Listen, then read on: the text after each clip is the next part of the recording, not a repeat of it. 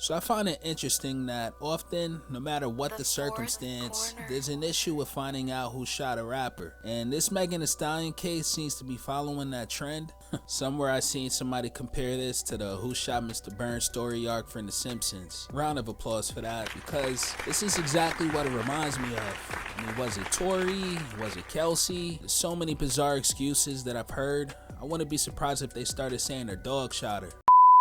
They asked her, how are you feeling? She said, I don't want to be here. They asked her, what's triggering you? She said, quote, lies from Megan. She was asked, what lies? That I betrayed her, that I am a bad friend, that I took hush money. Was asked, how do you feel about the allegation that you shot Megan? She said, that's ridiculous. She was asked, there was a lot of alcohol. She said at one point she did pass out. When she woke up, Tory was there. They were all in the pool. They were having fun. She confirmed a lot of the speculation.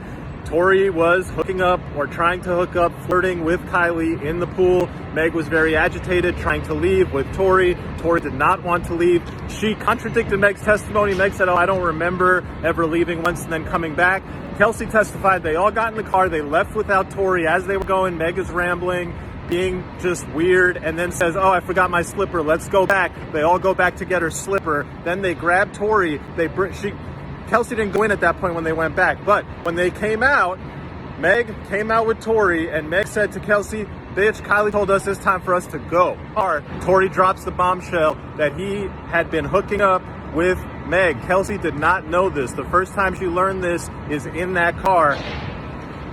That's when the argument ensues. That's when just lots of arguing is going back and forth. The prosecutor really tried to pin it down and make it look like the argument was only between Tory and Meg, and Kelsey was adamant that nah, everybody was arguing with each other.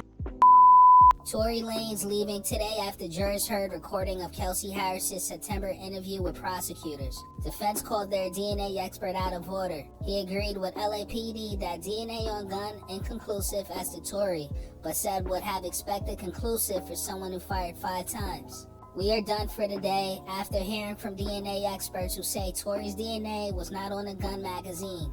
It can't be concluded that his DNA wasn't on the gun, but it can't be said that it was either. Let me catch you up on what happened with the DNA experts. So both of the DNA experts said pretty much the exact same thing with very minute differences. Here's the basics, and then I'll tell you what I think. So they both said that the magazine was tested, and there were 4 DNA profiles on the magazine, and you can tell that none of those are Tory. So most likely Tory never touched this magazine. On the gun, they both said the same thing, that there's 4 profiles on the gun, but it's inconclusive. You can't tell if the DNA is Tory's or somebody else's. Now, both experts agreed that you would expect to see Tory's DNA on the gun if he had shot it 5 times. The defense experts seemed to go further and say, look, if he shot that gun 5 times and then they tested it, you would conclusively see that he's on it. You don't see that here, suggesting strong DNA evidence in Tory's favor. Now, then the prosecution went to try to discredit the defense expert. He's like, aren't you getting paid by the defense? Don't you always work for defendants? He's like, yeah, the LAPD has their crime prosecutor, and then defendants hire private companies like mine to do the forensics. It's like, oh, okay, well, how much are you getting paid? The guy's like, $250 an hour. How much has he paid you total? The guy's like, $6,000. It's like, oh, well, it was really kind of just like, look, there's experts, man. This guy's been doing it forever. He's like, are you accredited? And he's like, no, I didn't apply for accreditation. I'm certified by the same people who do accreditation. It's like, well, what does that mean? He's like, well, twice a year, our lab people all get tested. They send them blind samples. They have to do the analysis, send it back, and then we get the results. He's like, oh, okay, well, what are the results? He's like, well, we never got anything wrong. And the guy's like, how do we know that? He's like, I'm telling you. It's like, how do we know you're not lying? He's like, well, you can check. I'll show you the records. And then he just kept going on and on. Look, at the end of the day, the DNA evidence came out strongly, I think, in favor of Tory. We'll see where the rest of the trial takes us. So I'm seeing a bunch of theories by people on what happened that night. I mean, you have some people believe that Kelsey shot her. Of course, some think that Tory did it. And you also have some who think that it was an accident.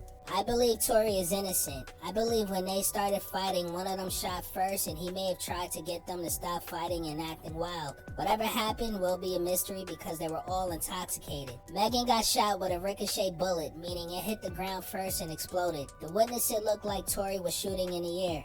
So Meg and Kelsey was fighting, and Kelsey got mad tired to shoot Meg, and Tory and the driver hopped out the car and intervened, and Kelsey and Tory was tussling over the gun. Tory got the gun, shot it in the air as warning shots, and Meg, drunk and everything going on, thought Tory shot her. My assumption of what happened. Really all kinds of theories out there. Some believe that Tory's been paying people off to speak in his favor, and Megan reportedly testified that Tory had offered to pay her and Kelsey $1 million to stay quiet on the incident. And there was a witness that was called to the stand who reportedly was awakened by what was going down between Megan, Tory, and Kelsey. And the picture this person painted was odd because I'm not sure who it sounds good for.